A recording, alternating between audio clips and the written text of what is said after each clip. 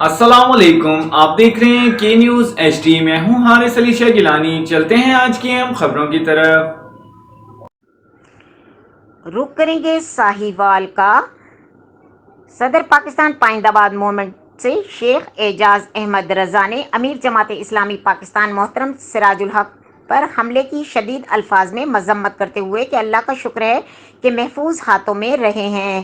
اس ناپاک عزائم میں دشمن ناکام رہا ہے۔ دہشت گردوں کی گردن توڑنا وقت کا تقاضا ہے، مگر وطن عزیز سیاسی انتشار، نفاق، عدم استحکام اور عدم برداشت کی طرف بڑھ رہا ہے۔ ملک دشمن اندرونی طور پر ہمیں کمزور کرنا چاہتے ہیں۔ سیاسی لیڈران ہمارے لیے محترم ہیں، مگر ریڈ لائن پاکستان ہے اور ریاستی ادارے سیاست فہم اور فراست عقل و دانش کا مظاہرہ کریں۔ ان سے گزارش ہے کہ مذاکرات کا راستہ اختیار کریں۔ ملک کی سیاست، ملک کی سلامتی، خوشحالی اور معاشی ترقی ہماری اولین ترجیح نہیں ہے، بلکہ اقتدار میں رہنا اور اقتدار حاصل کرنا ہے۔ صرف مشغلہ ہے، چاہیے غریب عوام اور ملک کو کتنا بڑا نقصان ہی کیوں نہ ہو، برداشت کرنا پڑے۔